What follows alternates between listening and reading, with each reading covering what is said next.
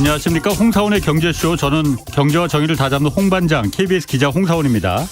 오늘부터 청취율 조사 기간이라고 합니다. 아직도 이 홍사원의 경제쇼가 전체 1위가 아니라는 사실, 이거 믿기도 힘들고 또 받아들이기도 힘듭니다. 여러분들이 한번 만들어 주시죠. 그래서 오늘 여러분들 위한 퀴즈 이벤트 한번 준비했습니다.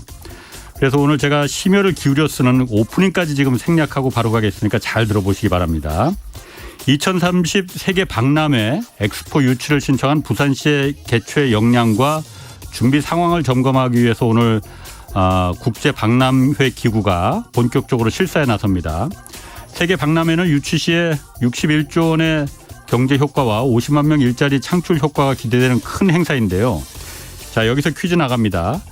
2030 세계 박람회 개최를 준비 중인 도시는 어딜까요?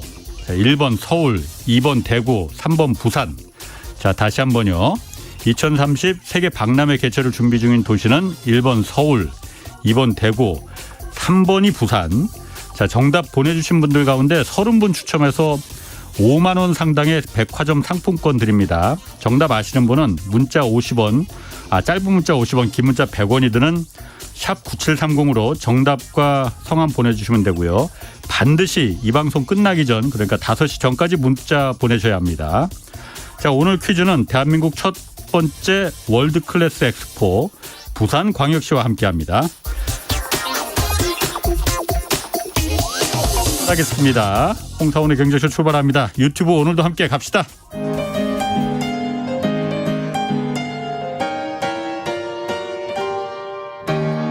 대한민국 최고의 경제 전문가와 함께합니다. 믿을 만한 정보만 쉽고 정확하게 전해드립니다. 홍사원의 경제쇼. 네, 우리나라 무역 수지 적자 지금 13개월째 이어지고 있고 수출도 속수무책인 상황입니다. 국제 유가도 지금 급등하고 있습니다. 오늘 자세히 한번 좀 살펴보겠습니다. 조영무 LG 경영연구원 연구위원 나오셨습니다. 안녕하세요. 네, 안녕하십니까. 자주 좀 나와주시지. 너무 오랜만에 나오셨습니다. 죄송합니다. 죄송하긴요. 저희가 고맙죠. 자, 먼저 유가가 국제유가 단박에 $80 넘어섰고 누구는 $100 간다는 전망도 있는데, 이 우려되는 점이 기름값이 이렇게 올라가면은 인플레 지금 겨우 지금 잡아가는 것처럼 보이는데, 이거 다시 물가 상승하고 인플레 다시 튀는 거 아니야? 이런 우려되거든요. 그럴 가능성 없습니까? 있습니다. 아마 지난번에 나왔을 때에도 저희가 보고 있는 뷰가 물가 상승률이 지난해 가을 정점을 찍고 내려가겠지만 다들 기대하시는 것만큼 빨리 안 떨어질 거라고 말씀을 드렸었고요. 그랬죠. 저희가 그렇게 말씀을 드렸던, 그리고 그렇게 전망했던 이유 중에 하나가 우크라이나 전쟁 직후에 급등했던 것보다는 떨어지겠지만 길게 보았을 때 국제 에너지 가격, 유가 포함해서 또는 식량, 광물 가격이 그렇게 기대하시는 것만큼 빨리 안 떨어질 것 같다라고 하는 뷰에 기초를 하고 있었고요. 그러한 뷰는 지금도 유지를 하고 있고, 어떻게 보면은 이렇게 국제 유가가 낮아졌던 상황에서 오펙 플러스가 감산 조치를 함으로써 국제 유가를 인위적으로 끌어올리고 있는 것은 탄소와 관련해서 전 세계적으로 벌어지고 있는 커다란 이러한 추세 전환 분위기 속에서 어떻게 보면은 이것을 팔아서 사는 나라들이, 산유국들이 마지막으로 지금 벌 수 있는 기회를 활용하려고 하는 그러한 맥락이 아닌가 보고 있습니다. 그러니까 그 에너지 전환 시대를 맞아서 산유국들도 당연히 이제 석유의 시대는 끝나겠구나라는 걸 당연히 인식하고 있을 테니까 그 위기감을 느껴서 마지막으로 한번 뭐라고 할까요? 새로운 큰 종잣돈을 벌어서 먹고 살 수 있는 그걸 지금 벌려는 목적이 완전히 바뀌기 전에 비싸게 팔 수 있을 때 최대한 비싸게 팔고 그렇게 마련된 돈으로 사실은 다른 산업 구조 전환, 경제 구조 전환을 그 나라들도 준비를 해야 되는 시기니까요. 그렇겠죠. 그러면 앞으로도 그러니까 유가가 드라마틱하게 막 떨어지고 $60 아래로 떨어지고 이런 일은 당연히 산유국들도 다 생각하는 바가 있을 텐데, 그런 일은 생각하면 안 되는 거군요, 그러면은. 네, 저희는 그렇게 보고 있지는 않고요. 그리고 사실은 지난해 급등했었던 국제 유가보다 지금 떨어진 것 같지만 사실은 큰 틀에서 보면 지난해 1, 2, 3월에 비해서 올해 1, 2, 3월의 국제 유가가 높습니다. 예, 그것보다 낫지 않습니다. 네. 그럼 앞으로도 그러니까 저유가 시대는 그러니까 상당 기간은 좀 기다리기 힘들고 그러면은 이게 사실 물가하고 물가에 직접적인 영향이 있으니까 지금 인플레에 영향이 있으니까는 우리가 이게 그 관심 있는 거잖아요. 예. 물가를 그러면 지금 아까 조금 전에 경제뉴스도 나왔지만 올해 우리나라 이번 달 지난달 그 소비자 물가 지수도 약간 좀 내려가긴 했는데 그래서 물가가 잡히는 거 아닌가 그런데 좀 생각할 게 많이 있어요. 근원 소비자 물가라고 하잖아요. 그러니까 에너지 이런 석유값 같은 거하고 곡물 이런 거 뺀 거는 오히려 더 올라갔더라고요. 네. 이러면은 물가가 이거 잡히는 거야 안 잡히는 거야 애매합니다. 그러니까 어떻게 보세요? 네, 사실 오늘 방송 나오기 전에 예. 제가 좀 고민이 됐었는데 예. 1월에 나와서 저희가 보고 있는 매크로 뷰를 말씀을 드렸었습니다. 예. 그러니까 길게 보았을 때 예. 올해 한국 경제 성장률이 상당히 낮아질 것 같고 예. 1.4%까지 예. 많은 쪽에서 상저하고로 상반기에 어렵지만 하반기에 좋아지는 그래서 회복 추세를 나타낼 걸로들 보고 계시지만 저희는 그렇게 보고 있지 않고 예. 시간이 지날수록 도리어 더 어려워질 가능성도 있다고 말씀을 드렸었고 1월에 그렇게 말씀하셨어요. 네. 예. 그리고 세계 경제는 미국 경제가 올해 중반쯤에 침체에 빠질 가능성이 있을 것 같다라고 예. 말씀을 드렸었고 예. 그러한 가운데서 앞서 말씀드린 것처럼 그러한 침체 양상에도 불구하고 고물가가 쉽게 해소가 안 될 것 같다라고 예. 말씀을 드렸었는데 예. 어떻게 보면은 큰 틀에서 지금 그렇게 맞아 흘러가고 들어갔습니다. 있다라고 예. 저희는 보고 있고요. 그래서 여전히 올해 2.2%로 봤던 세계 경제 성장률 전망치, 네. 1.4%로 봤던 한국 경제 성장률 전망치를 지난해 중반부터 사실은 바꾸고 있지는 않습니다. 예. 예, 여전히 그대로 보고 있고요. 뭐 그런 면에서 보면은 질문 주신 것처럼 오늘 발표된 예. 한국 소비자 물가 상승률이 조금 관심들이 있으실 수 있습니다. 2월에 예. 한국 소비자 물가 상승률이 4.8이었다가 그렇죠. 예. 지금 3월에 4.2로 0.6%포인트가 내려왔습니다. 그러고 보면 내려가는 것 같긴 한데. 예. 근데 내려가고는 있는데 예. 사실은 빠르게 내려가고 있는 건 아니다. 예. 예. 왜냐하면 많은 분들이 모르실 수 있지만 뭐 미국, 유로존, 일본, 우리나라까지도 예. 이러한 나라들의 중앙은행들이 목표로 하는 공통적인 물가 관리 목표 수준이 2%입니다. 네. 그리고 코로나 기간을 전후해서 그 우리나라 물가 상승률이 0%대였던 것을 만약에 떠올려 본다라고 하면 예. 뭐 지금 우리가 4% 초반으로 낮아졌다라고 해서 이것이 과연 물가 문제가 해소되었는가 또는 저물가로 가고 있는가라고 본다면 저는 아니라고 봅니다. 네네. 그리고 사실 오늘 나온 통계를 뜯어보면 좀 걱정스러운 부분들이 보입니다. 예. 가령 이런 겁니다. 그 헤드라인 CPI라고 해서 전체 소비자 물가 상승률은 4.8에서 4.2로 낮아졌지만 예. 가령 서비스 물가 상승률은 1, 2, 3월 모두 다 3.8, 3.8, 3.8로 안 떨어지고 있습니다. 서비스 물가. 서비스 물가는 안 떨어지고 있습니다. 전혀 안 떨어지고 있고요. 예. 그리고 아까 진행자께서도 말씀을 해주셨지만 변동성이 큰 그리고 지난해 급등했었던 에너지 가격이나 먹거리 가격을 제외를 한 것을 저희는 근원 물가라고 부르는데 예. 근원 물가 상승률이 더 높습니다. 그러니까. 가령 3월에 전체 소비자 물가 상승률은 4.2인데 네. 근원 물가는 4.8입니다. 그러니까 더 오히려 높습니다. 더 높아요. 그런 예. 경우도 있나 보죠. 이것은 굉장히 어떻게 보면 우리나라로서는 이례적인 상황입니다. 예전에는 에너지 가격이나 먹거리 가격, 특히 농수산물 가격이 높으면서 예.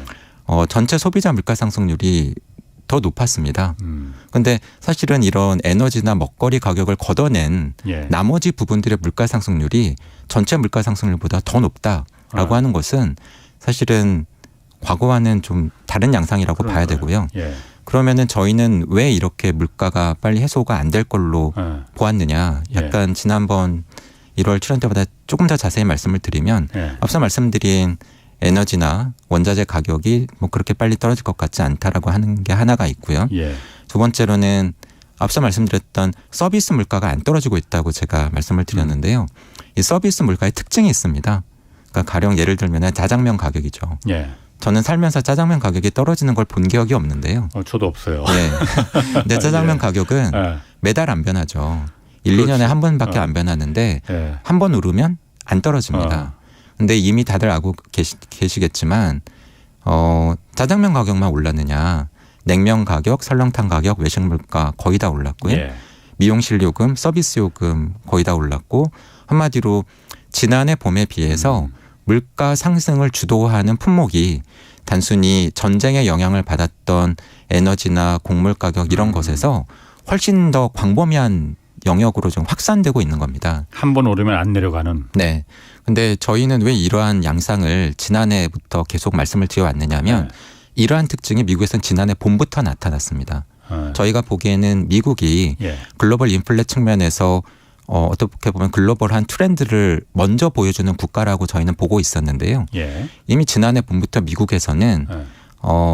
우리나라가 수출을 많이 하는 뭐 냉장고, 세탁기, TV, 휴대폰 같은 내구재라고 불리는 제품의 가격 상승률이 지난해 봄부터 떨어지기 시작했습니다. 예. 근데 반면에 지속적으로 치고 올라가고 있는 게 있었는데 그게 서비스 물가였습니다.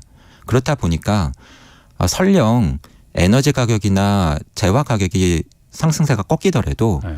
사실은 미국은 내수 서비스 위주의 국가거든요. 그렇죠. 예. 그래서 이렇게 밑바닥에서부터 서비스 물가가 치고 올라가면 예. 전체 물가 상승률이 빠르게 떨어지기 어렵다라고 저희는 봤던 거고요. 예. 이러한 양상이 미국에만 그칠 것이냐, 유럽이라든가 일본이라든가 우리나라로까지 광범위하게 확산될 걸로 봤고, 그렇기 때문에 물가 정점이 가을에나 형성이 되겠지만 그 이후에도 기대하는 것만큼 빨리 물가가 안 떨어질 것 같고 올해 초에는 우리나라 물가 상승률이 5%를 넘어갈 가능성도 있고 그 이후에도 기대만큼 빨리 안 떨어질 거라고 말씀을 드려왔던 거죠. 네. 그러면 이 서비스 물가가 그 서비스 물가라는 게 한 번 오르면 이제 안 떨어진다는 그런 역진성이 강하다는 것 없다는 것도 이제 중요하지만은 아까 말씀하신 대로 저는 그러니까 근원 소비자 물가 그러니까 석유 우리가 어찌 해볼 수 없는 뭐 석유나 곡물 먹거리, 가격을 네. 뺀 거 이거가 오히려 더 올라갔다는 거는 물가가 지금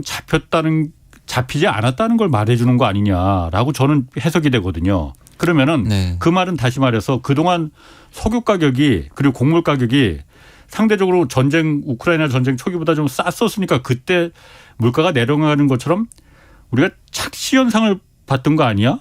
이 생각이 제가 해석한 게 맞습니까? 네, 그럴 가능성이 있습니다. 그리고 어떻게 보면 지금도 그럴 가능성이 있습니다. 이러한 상황에서 예. 만약에 국제유가가 다시 올라간다라고 한다면 예. 그리고 사실 우리나라는 또 다른 숙제를 안고 있죠. 한전이 막대한 적자를 내고 있는데 예. 국민 가계에 미칠 부담이나 예. 지금 저희가 이야기하고 있는 물가에 미칠 악영향 때문에 한전 전기요금, 가스요금 인상을 미루고 있습니다. 예. 근데 계속 미룰 수는 없거든요. 그렇죠. 이게 단순히 그냥 한전이라고 하는 특정 기업의 상황만을 어렵게 만드는 것이 아니고 예. 돈이 부족하잖아요. 예. 그러니까 한전이 지난해만 해도 수십조 원의 이 했었죠. 구멍을 메꾸기 위해서 채권을 발행했고 예. 지난해 가을에 그렇지 않아도 뭐 레고랜드 사태나 흥국생명 사태 때문에 어려웠던 자금 시장 안에서 이것이 커다란 부담으로 작용했고 그렇죠. 시중 자금을 다 빨아가 버렸고 예. 나머지 기업들이나 민간 부문에서 자금을 구하기 어려워서 발을 동동 거려야 했고 예. 한마디로 우리나라가 지난해 가을 이후에 겪었었던 자금 시장, 채권 시장 혼란의 중요한 요인이었습니다. 예. 그래서 이것을 더 이상 미루기 어려운 상황인데 이 요금 결정을 사실은 미룬 셈이거든요. 예. 그렇죠. 계속 미루기는 저는 어려울 걸로 보고 이게 불가능하죠, 그거는. 예, 2분기가 됐든 3분기가 됐든 예. 그것이 요금에 반영이 된다라고 한다면 사실은 그건 남아있는 앞으로의 인플레 압력 요인이라고 그러네. 보고 있습니다. 아, 지금 더군다나 국제 유가도 오르고 한전이나 가스공사 요금도 올릴 수밖에 없는 요인이 생기는데 그러면 앞으로 물가가 잡히기보다는 안 잡힐 가능성이 더 크다 이렇게 보는 게 더 각오를 좀 해야겠군요. 그러면은. 네, 그렇다고 보고 있습니다. 그러면은 물가도 올라가는데 금리가 또 연결이 돼 있잖아요. 지금 우리 한국은행 당장 이제 11일 날 기준금리 다시 결정을 합니다. 지난번에는 3.5%로 동결을 했는데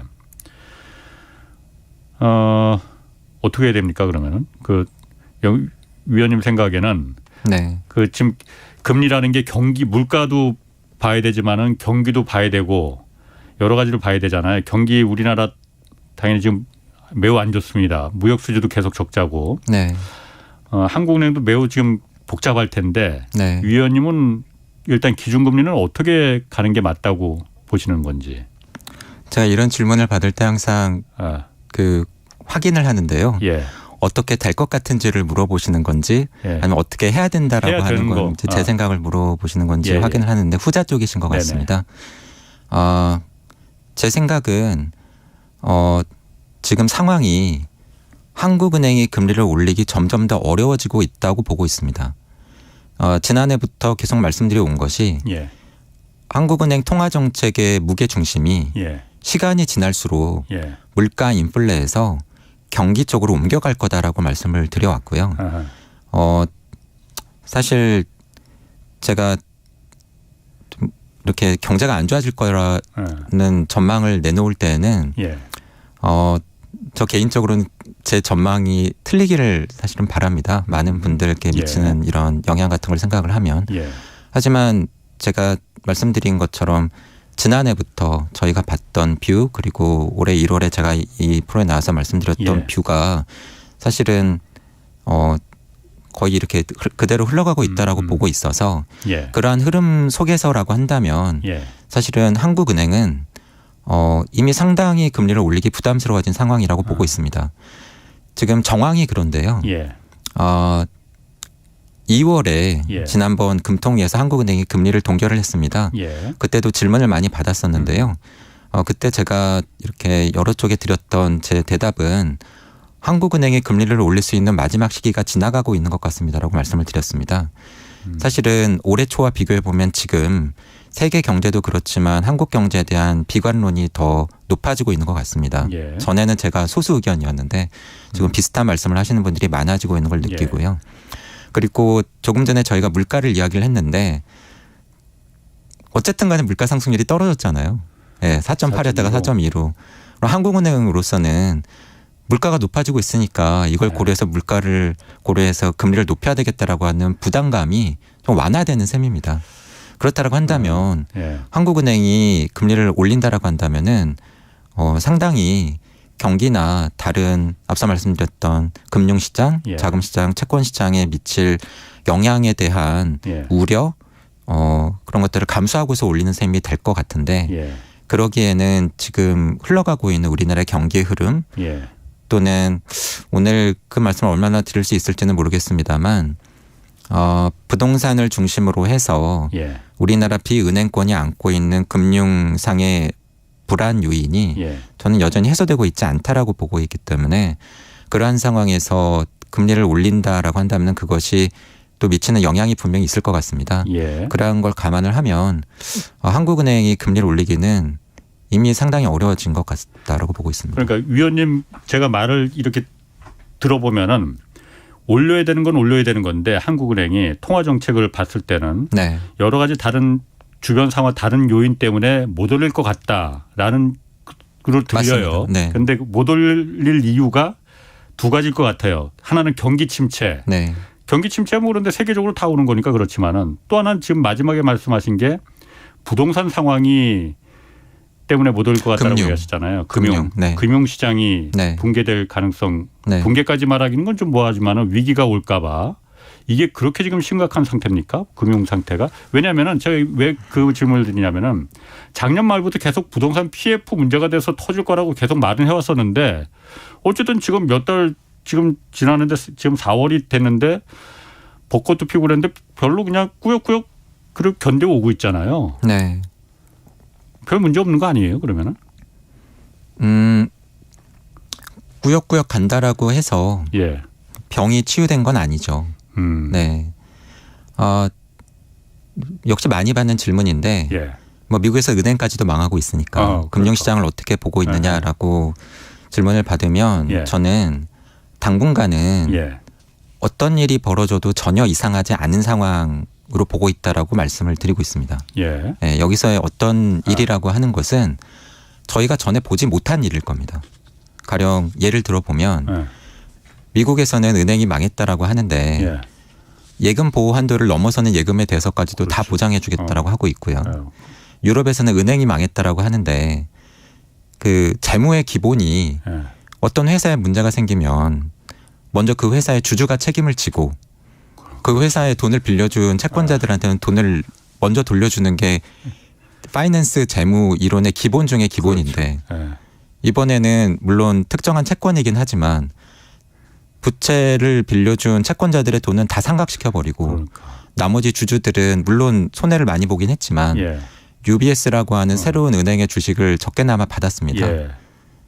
이게 뭐냐 이거죠. 그러니까. 예. 이런 것들이 보여주고 있는 것은 예. 저희가 경험해보지 못한 일이고 예. 역시 뭐 많이 받는 질문인데 뭐 그럼 이렇게 볼 수 있는 거 아니냐. 예. 그냥 다 개별적인 별도의 사안 아니냐. 가령 이런 거죠. 실리콘밸리 뱅크가 망했다라고 하는데 예. 뭐 사실 제가 그 다른 전문가분들께 듣는 의견은 예. 은행의 기본이 안 됐다. 예. 실리콘밸리 위험 관리, 예. 은행으로서의 기본을 안 지켰다. 예. 그러니까 가령 어떻게 그렇게 받은 돈을 다 장기 미국 국채에 몰빵을 하며 예. 그리고 유동성 관리도 안 하고 그리고 만약에 그게 그 개별 은행의 사안이었다고 한다면 어떻게 보면은 뉴욕에서 망한 시그니처 뱅크는 그냥 가상화폐 자산과 관련되어 있어서 망한 거고 예. 유럽의 크레딧 스위스는 그냥 뭐 걔네가 잘못했으니까 예, 뭔가 뭐 부실도 하고 예. 예. 어떻게 보면 이게 각각이 아니냐. 그러면은 각각의 이유가 있으니 그것들 어쨌든 틀어 막았고 그럼 이제 또 잘 정리되는 거 아니냐. 예. 근데 저는 사실은 다르게 보는데요. 그러면 왜 실리콘밸리 뱅크는 예. 그 은행에 돈을 맡겼던 실리콘밸리에 있는 스타트업들이나 벤처 기업들이 갑자기 돈을 예금을 안 맡기고 도리어 예금을 빼내갔으며 왜 실리콘밸리 뱅크가 투자를 했던 미 국채를 팔았더니 대규모 손실이 났으며 가상화폐 자산의 가격은 왜 그렇게 급락을 했으며 예전에는 넘어갈 수 있었던 유럽은행의 부실이 이번에는 왜 터졌느냐. 제가 보기에는 공통적이고 근본적인 원인이 있다는 거죠. 어떤 거요? 지속적으로 그리고 급격하게 인상되었던 중앙은행의 정책금리 인상이 벤처 스타트업 기업들의 상황을 어렵게 만들었고 예. 미 국채 가격을 예. 급락시켰고 가상화폐 자산 가격을 떨어뜨렸고 유럽의 금융 부실에 대한 투자자들의 우려를 키운 거죠. 그러면 저희가 생각해 봐야 되는 거는 그래 공통적인 요인이 있었어? 그렇지. 예. 그럼 그 공통적인 요인은 해소됐나?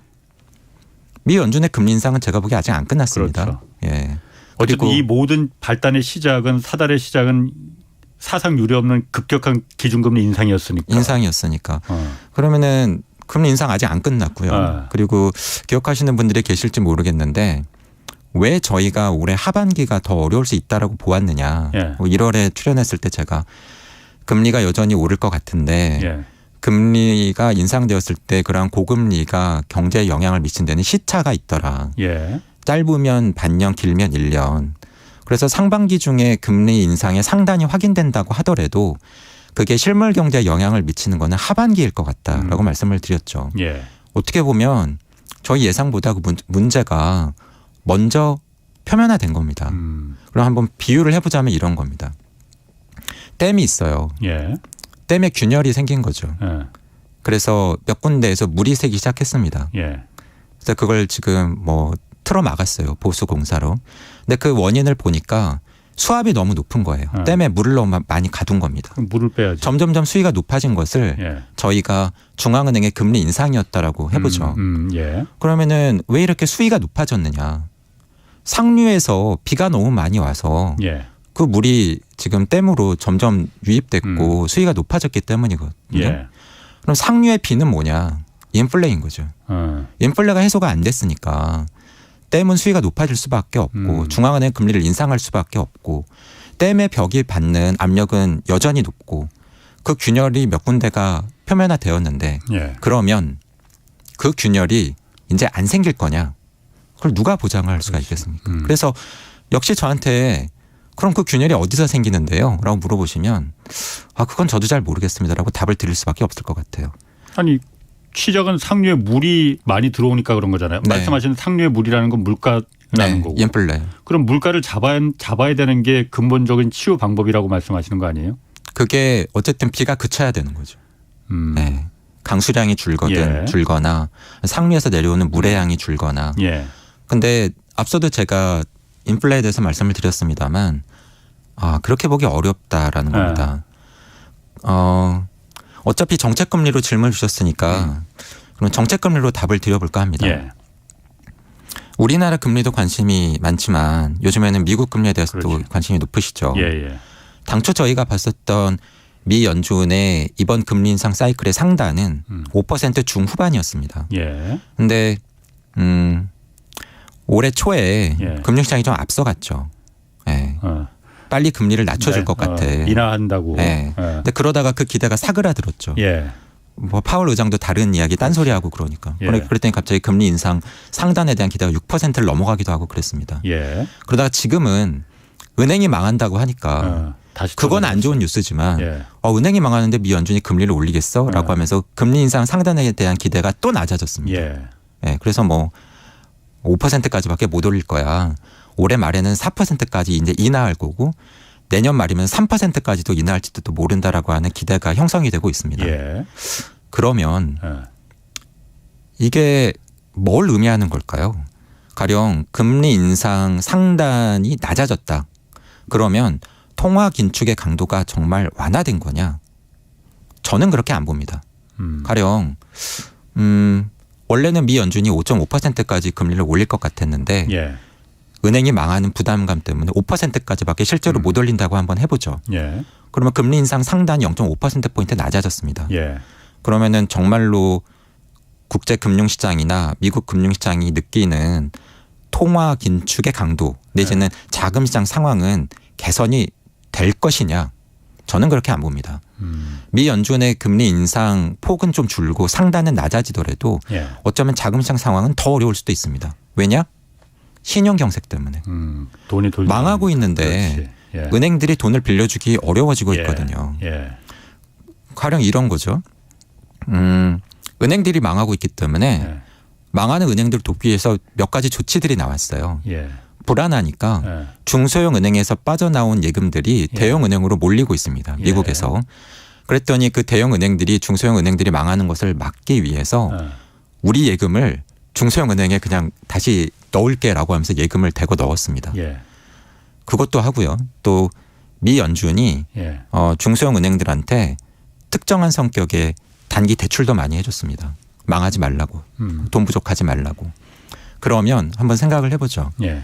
유동성 위기 때문에 미국 중소형 은행들이 예. 망하는 상황은 피할 수 있을지도 모릅니다.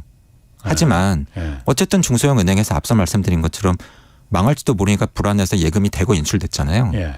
그럼 이 중소형 은행들이 대출을 제대로 해줄 수 있을까요? 못하죠. 못하죠. 예. 지금 유동성 위기를 넘기는 게 급급한데요. 예. 더군다나 미 연준이 돈은 풀고 있다고 하지만 예. 돈을 푸는 양상이 예. 글로벌 금융 위기 이후에 제가 경험했던 것과 지금 다릅니다. 예. 양적 완화라는 걸 했어요. 그때는 금융기관들이 들고 있는 채권, 미 국채라든가 예. MBS 같은 주택저당 채권 같은 것을 중앙은행의 미 연준이 사주면서 예. 채권 매입의 대가로 돈을 줬고 그렇죠. 그 돈을 시중 은행들이 대출을 많이 해주면서 돈이 풀렸던 겁니다. 예. 근데 지금은 미 연준이 돈을 어떻게 풀고 있냐면 채권을 사주지 않아요. 그냥 빌려주는 겁니다. 한마디로 나중에 그 돈을 빌려간 은행들이 갚아야 돼요. 예. 채권을 팔고서 완전히 내 돈이 돼서 이걸 대출해 줄 수 있는 돈이 아니라 예. 유동성 위기를 넘기라고 빌려준 돈이기 때문에 언젠가는 갚아야 되는 돈이라는 거죠. 예. 결론적으로 미국에서는 앞으로 신용 창출 활동이 상당히 제약될 겁니다. 한마디로 쉽게 얘기하면 금융기관들 은행들이 중소형 은행을 중심으로 해서 돈을 많이 못 빌려줄 것 같아요. 예. 그 효과가 미 연준의 정책금리 인상으로 따지면 제 생각에는 적어도 0.25 많으면 0.5%포인트가 될 것 같습니다. 그러면 결론적으로 미 연준이 금리를 올리는 상단이 5%로 낮아졌다고 하더라도 예. 실제로 돈이 풀리는 채널에 해당되는 금융기관들 특히 예. 중소형 은행들이 이렇게 돈을 제대로 못 빌려주기 때문에 경제 주체, 가계, 기업, 자영업자들이 느끼는 자금시장 상황은 실질적으로 정책금리가 5.5%나 5.75% 수준의 상황이 될 가능성이 있다는 거죠. 체감상으로. 체감상. 어. 그래서 이것이 예. 많은 분들이 기대하시는 것처럼 이제 통화 긴축이 완화되거나 예. 돈이 풀리는 거냐? 아니라는 겁니다. 체감상 그러니까 5.0까지만 하더라도 그게 말 그대로 6%까지 그 돈이 신용 경색이 되니까는 돈이 그야말로 풀리지가 않으니까 네. 그렇게 느껴질 거라 이거죠. 네, 그래서 그냥 조금만 더 뭐 말씀을 드리면 네. 워낙 뭐 좀 최근에 재밌습니다. 예, 그 부분 관련해서 네. 워낙 뭐 뉴스들이 나왔다가 또 사라지고 나왔다가 그러니까, 사라지기 때문에 도이치뱅크가 위기설에 휩싸인 적이 있었죠. 예, 그랬었어요. 근데 그때는 미국 상업용 부동산이 또 얘기가 나왔었습니다. 도이치뱅크가 문제래. 왜 문제래? 잘 봤더니 원인을 찾아가는 거죠. 요즘 나타나고 있는 양상은 예. 그래서 제가 어떤 일이 벌어져도 이상하지 않다라고 말씀을 드리는 게 예. 특징이 뭐냐면 특정한 금융기관들이 위기설에 휩싸입니다. 그래서 크레딧 디폴트 스왑이라고 그 금융기관과 관련된 그 파생 상품의 가격이 막 요동을 치면서 불안감이 높아져요. 예. 주가도 빠지고 일단 가격 변수로 이렇게 반영이 되고 나서 원인을 뒤지기 시작합니다. 도대체 얘네가 뭐가 문제라서 그런 거지? 소문이 돌고 나서 원인을 찾아요. 문제가 생겨서 네. 그게 된 게 아니고. 네. 근데 만약에 그때 원인을 네. 뒤졌는데 예. 가령 실리콘밸리 뱅크가 유동성 위기 때문에 예. 미 국채를 팔아서 12억 달러 손실을 기록을 한 것처럼 예. 불안감이 확인이 되면 예. 근데 그때는 정말 일이 커지는 거고요. 예. 뒤져봤더니 뭐가 안 나온다. 그러면 그냥 넘어가는 것 같습니다. 제가 보기에는.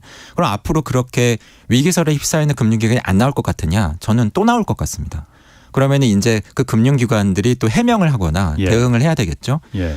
그래서 그렇게 문제가 있는 금융기관들이 정말 없을 것 같으냐?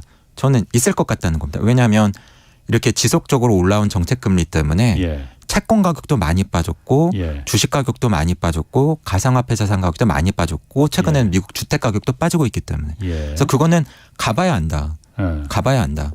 그런데 제가 앞서 미국 중소형 은행들의 대출 관련돼서 말씀을 드렸는데요. 미국의 상업용 부동산은 저는 자세히 봐야 된다라고 생각을 합니다. 왜냐하면 미국 전체 은행권 안에서 예. 중소형 은행들이 차지하는 자산의 비중은 30%밖에 되지 않습니다.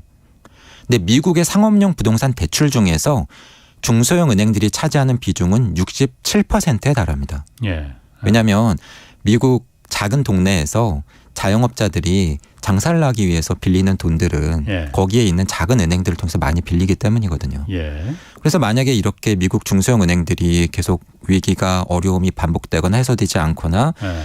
제대로 돈을 못 빌려준다고 한다면 지금도 이미 어려워서 예. 위기설의 원인으로 지목이 되고 있지만 예. 앞으로도 미국의 상업용 부동산은 저희가 좀 잘 지켜봐야 되는 섹터라고 보고 있습니다. 그렇군요. 자, 앞부분에서도 잠깐 이 이벤트 소개했지만은 퀴즈 이벤트 지금 하고 있습니다. 2030 세계 박람회 개최를 준비 중인 도시는 어디일까요? 해서 1번 서울, 2번 대구, 3번은 부산. 정답 아시는 분 짧은 문자 50원, 긴 문자 100원의 정보 이용료가 드는 샵 9730으로 보내주시면은 30분 추첨해서 5만 원 상당의 백화점 상품권 드리고 있습니다. 자, 여러분의 관심이 홍사원의 경제쇼를 1위로 만들 수가 있습니다. 자, 그럼 첫 번째는 아까 이제 한국은행이 금리를 원칙적으로는 올려야 되는데 올리지 못할 것 같은 이유를 지금 첫 번째로 지금 부동산 문제를 드셨고, 두 번째는 경기 침체를 얘기하시잖아요.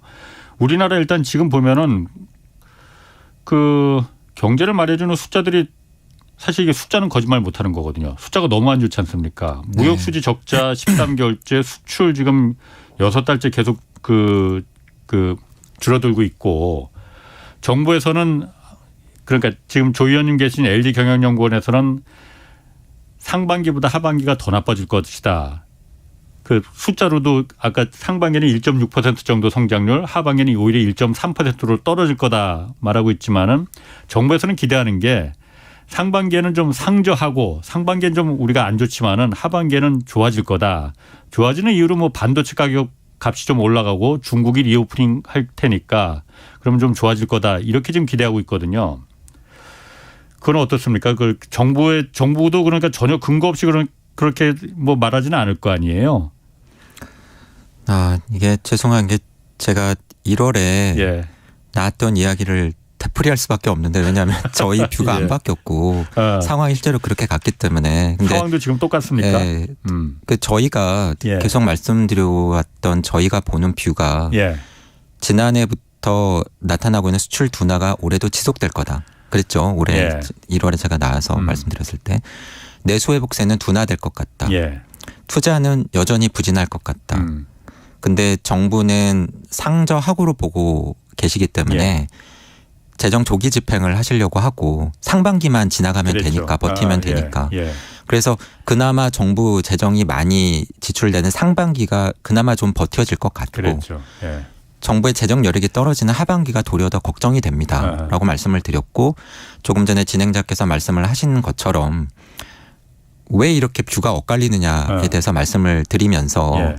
많은 분들이 뭐 다른 전망 기관들이 예. 반도체 업황을 말씀을 하시는데 예. 예. 제가 보기에는 좀 전망이 아니라 희망 같다는 말씀을 그때 드렸고 그 반도체가 그렇게 좋아지기 낙관하기 어려워 보인다. 제가 예. 듣는 이야기로 볼 때는. 근데 사실은 지금 그렇게 가고 있는 것 같습니다. 사실은. 뭐 저도 그쪽 전문가가 아니라고 그때도 네네. 말씀을 드렸습니다만 그래서 저희 전망에서는 반도체 부분은 그냥 중립적인 영역으로 제외시켜 놓고 전망을 했다라고 그때도 네네. 말씀을 드렸었고요.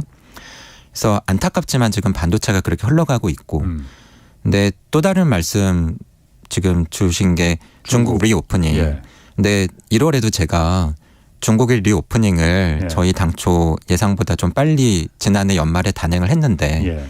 많은 분들이 기대하시는 것만큼 우리 경제에 긍정적인 효과가 클 것 같지 않다라는 말씀을 드렸습니다. 예. 저도 사실은 요 프로 출연하고 나서 댓글을 조금 봤는데요. 중국 얘기를 좀 자세히 해줬으면 좋았겠다라는 댓글을 주신 분이 계시더라고요. 그래서 예. 오늘은 그 말씀을 조금 드려볼까 합니다. 1월에는 중국 얘기를 거의 안 드렸던 것 같아서요. 예. 제가 1월에 출연하고 나서 몇 가지 일이 있었죠. 그러니까 가령 중국 리오프닝, 미국에서 은행이 망했고 그렇죠. 유럽이 경제 에너지 위기를 예. 넘어갔습니다. 예. 하나씩 말씀을 드리면 예. 중국은 리오프닝을 했죠. 예. 근데 저희 뷰가 뭐였냐면 여전히 코로나에 안 걸리고 백신을 안 맞은 인구가 수억 명이 있는데 리오프닝을 했잖아요. 예. 많이 죽을 것 같다 사람이. 특히 농촌에서 나이 드신 분들 중심으로. 예. 하지만 그럼에도 불구하고 미국의 정치적인 상황이나 정책 스탠스를 볼 때 그냥 밀고 갈 것 같다. 예. 근데 그렇게 한 거죠 사실은. 예. 그렇죠. 예. 그러면은 저는 매크로 이코노미스트니까 예. 경제적으로 예. 뭐 중국 경제, 세계 경제, 우리 경제에 미치는 영향이 무엇이냐를 말씀을 드려야 되는데 예. 우선 중국 경제는 좋죠. 올해 경제 성장률이 5%를 넘어갈 것 같습니다. 예. 예, 저희도 그렇게 봤고요. 세계 경제는 긍정적이죠. 왜냐하면 세계 경제 성장에서 중국이 차지하는 비중이 절대적이니까 올해 세계 경제 성장률을 다소나마 높이는 요인이 될 것 같습니다. 예. 근데 중요한 건 뭐냐면 세상에 공짜가 없다는 거죠. 그러니까 좋은 점이 있으면 나쁜 점이 있는 거죠. 중국 경제가 좋다? 그럼 세계 경제 성장률을 다소 높인다? 근데 중국 경제가 정상화되면 그렇지 않아도 중국은 지금까지 예. 국제 에너지 원자재를 빨아들이는 블랙홀과 같은 국가였는데 예. 또다시 수입을 많이 하겠죠. 예. 그러면은 오늘도 저희가 유가에 대해서 얘기를 했지만 이 글로벌 인플레 압력을 높이는 요인이 될 겁니다. 예. 그럼 거기서 끝나는 게 아니라 예. 그렇지 않아도 인플레에 대해서 고민하는 국가들이 미국이나 유로존 이런 나라들인데 예. 중앙은행들이 금리를 낮추기 더 어렵게 만든 요인이 되는 거죠. 네. 이게 사실은 반작용인 거고요. 예. 예. 동시에 그럼 우리 입장에서는 어떠냐. 근데 지난번 출연 때는 제가 기대 많고 우리한테 긍정적인 효과가 별로 없을 것 같습니다라고 말씀을 드렸는데 예. 그때 제가 간략히 말씀드렸던 게 작년에 나타났던 특징. 중국이 지난해 코로나 재확산 때문에 고생을 했죠. 예. 수입 수요가 줄었다. 예. 그래서 우리로부터의 수입이 둔화되었다라고 한다. 그래서 예. 우리의 대중 수출이 많이 줄었다고 한다. 예. 근데 이상한 것은 중국의 문제라서 예. 중국의 활동이 둔화돼서 그런 것이라고 한다면 우리한테 하는 수입도 줄고 그렇죠. 대만한테 하는 수입도 줄고 미국한테 하는 수입도 줄여야 되는데 그렇죠. 우리로부터 하는 수입은 많이 줄었는데 대만으로부터 하는 수입은 그만큼 안 줄었고 미국으로부터 하는 수입은 도리어 늘었더라. 늘었어. 예. 이상하다. 그럼 말이 안 되는데. 예. 그래서 예. 그거는 예. 중국만의 문제가 아니라 어쩌면 우리의 문제일 수 있을 것 같다. 우리의 구조적인 문제, 산업 경쟁력, 수출할 만한 품목 이런 문제가 아닌가 싶다라고 말씀을 드렸습니다. 예. 예. 뭐 그 말씀을 이미 드렸으니까 그럼 그 이야기를 한번 뒤집어 보면 이런 거죠. 이제 반대 상황 아닙니까? 코로나 방역을 풀었대요. 중국 경제 활동이 활성화된다고 합니다. 그러면은 중국 경제가 좋아지면 우리로부터 수입은 또 많이 할까요? 그게 아니라는 거죠. 우리로부터 수입할 만한 물건이 별로 없다라고 중국이 지금 느끼고 있다고 한다면 중국 경제가 좋아진다고 한들 우리로부터 수입을 많이 안 하지 않겠습니까? 아니 그게 예전엔 불과 한 1, 2년 전까지만 해도 많이 했었잖아요. 그런데 이렇게 갑자기 그야말로 안 하는 이유가 딱히 있어요, 그러면은? 그 부분과 관련을 해서 예. 사실은 중국 리오프닝으로 인한 중국 경제 회복의 양상이 중요한 겁니다. 양상이? 네. 예. 중국 리오프닝이 중국 경제에 미치는 효과는요. 예. 수출은 여전히 중국은 부진합니다. 예. 왜냐하면 글로벌 경기가 안 좋기 때문에 예. 내수 중심의 회복입니다. 근데 내수 중에서도 서비스 중심의 회복이죠. 전에는 못 돌아다녔던 것을 돌아다니게 해주는 거니까. 근데 우리로부터 많이 수입하는 재화나 예. 이런 물건 중심의 회복이 아닌 거죠. 그러면 중국에서 여행을 많이 다니고 예. 외식을 많이 하고 한다고 해서 우리의 중국에 대한 수출이 많이 늘겠느냐. 사실은 그게 아니라는 거죠. 예. 그럼 우리 수출품은 어디에 많이 들어가는데 사실은 중국이 해외에 수출하는 수출품에 들어가는 중간재 자본재를 우리가 수출을 많이 했던 거거든요. 예. 중국의 회복의 패턴이 예. 우리가 수출을 많이 할 만한 회복의 패턴이 아니라는 겁니다. 그래서 진행자께서 말씀을 하신 것처럼 지금 우려하던 것처럼 최근에 무역 통계가 굉장히 안 좋죠. 예. 올해 3월 20일까지의 누계로 보면 우리 수출이 누계로 볼 때 전년 같은 기간 대비 13% 정도 줄었습니다. 근데 3월 1일부터 20일까지 최근 상황을 놓고 보면 17%가 줄었어요. 예. 그러니까 이게 무역에서 수출 둔화가 해소되고 있지 않은 겁니다. 어떻게 보면 더 심해지고 있다라고도 볼 수가 있어요. 예. 근데 중요한 건 뭐냐면 국가별로 뜯어보면은요. 미국한테 하는 수출은 한 5% 정도 늘었는데 중국한테 하는 수출은 한 40몇 %가 줄었습니다. 예.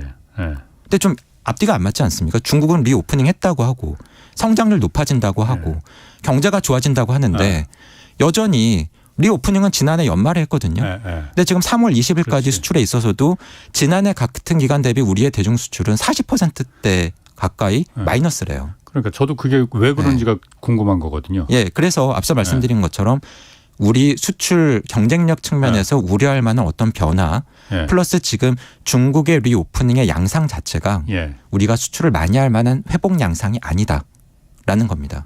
그래서 그런 면에서 보면 이게 수출 품목에서 나타납니다. 품목에서? 네. 예. 우리 수출이 큰 폭의 마이너스인데 예. 그나마 큰 폭의 플러스 성장률을 기록하고 있는 품목이 자동차입니다. 예. 근데 우리가 중국에 자동차 많이 수출 못 하거든요. 그건 안 하죠. 그럼 중국한테 많이 수출하는 건 뭐냐? 반도체, 석유화학, 예. 그리고 IT 가전제품 이런 거죠. 그건 근데 다 이런 그럼 품목은 줄어들고. 다 많이 지금 큰 폭의 마이너스거든요.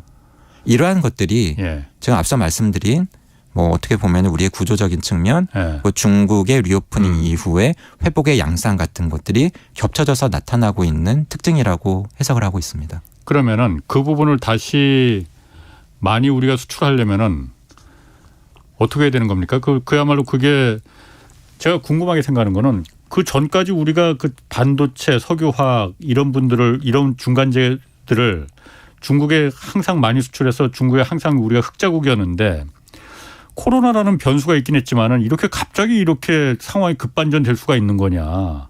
글로벌 경기 흐름과 밀접한 관련이 있는 거죠. 사실은 예. 코로나 이후에 예. 특히 미국을 중심으로 해서 반짝 경기 반등세가 있었죠. 예. 근데 그게 지금 꺼지고 있는 와중인 겁니다. 예. 근데 선진국들을 위주로 해서 이렇게 글로벌 경기가 둔화되는 것이 예. 단지 선진국들만의 문제냐. 선진국들의 대거 수출을 하는 중국의 수출에 영향을 주고 있고 예. 중국 수출품에 들어가는 우리의 대중 수출품에 영향을 주고 있는 거죠. 우리의 수출 경쟁력도 문제지만 글로벌 경기 흐름도 영향을 주고 있는 겁니다.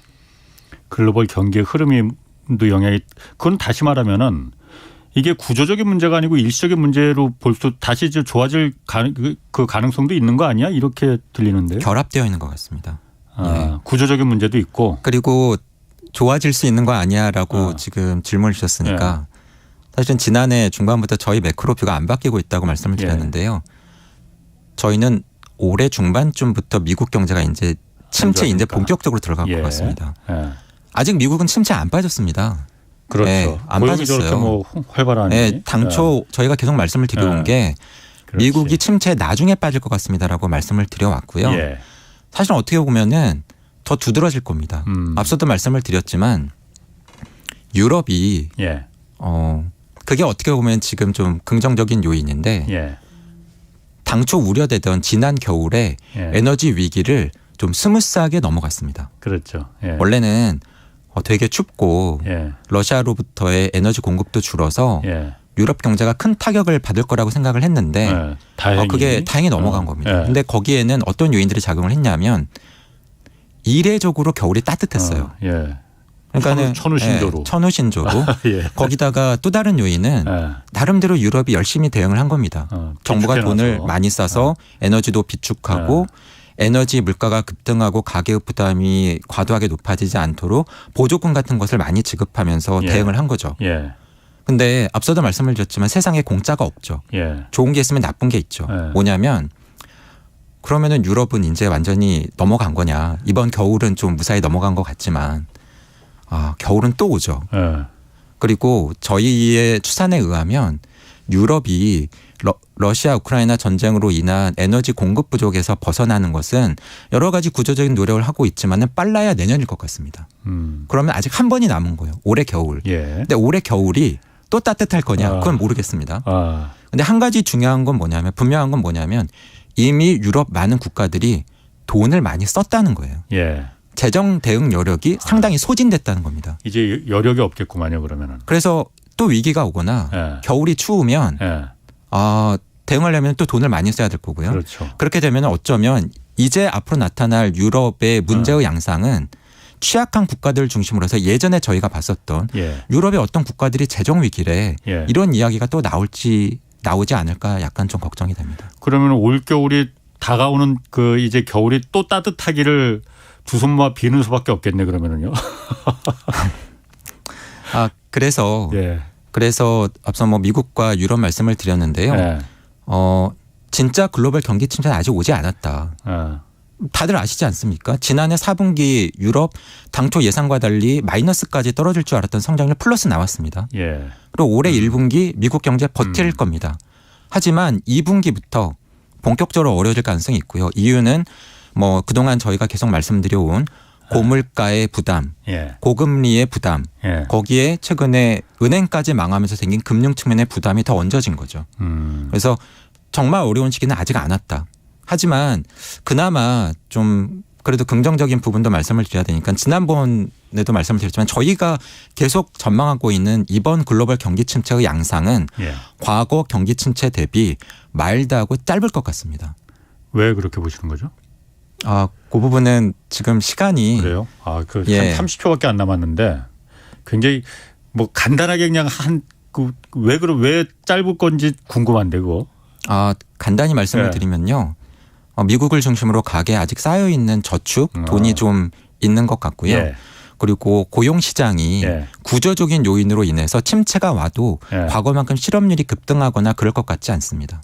그렇기 때문에 좀 마일드하다는 건 좀 그렇게 격하지 않고 네. 부드럽고 짧게 끝날 거다 침체가. 네. 그것도 또 모르는 거 아니에요? 그런데 지금 사실 워낙 미중유의 일들이 많이 벌어지다 보니까. 제가 여기서 마지막으로 한 가지 더 말씀을 짧게. 드리면 예. 이것도 역시 양면성이 있는데요. 침체가 마일드하면 좋은 거냐. 침체가 강해야 물가가 잡힐 텐데 그래서 물가가 안 잡힐 걸로 저희는 봅니다. 알겠습니다. 조영무 LG경영연구원 연구위원이었습니다. 고맙습니다. 네, 감사합니다. 자, 청취자를 위한 퀴즈 이벤트 정답은 2030 세계 박람회 개최를 준비 중인 도시는 어딜까였는데 정답은 3번 부산이었습니다. 많은 분들이 정답 보내주셨는데 그중에서 30분께 5만 원 상당 백화점 상품권 드리겠습니다. 당첨자 확인은 홍사원의 경제쇼 홈페이지에서 하시면 되고 이번 주 목요일 금요일에도 홍사원의 경제쇼 1등 만들기 청취자 사은 이벤트 계속되니까 꼭 함께 해주시기 바랍니다. 이번엔 한번 1등 한번 해볼랍니다. 자, 지금까지 경제와 정의를 다잡는 홍반장 홍사원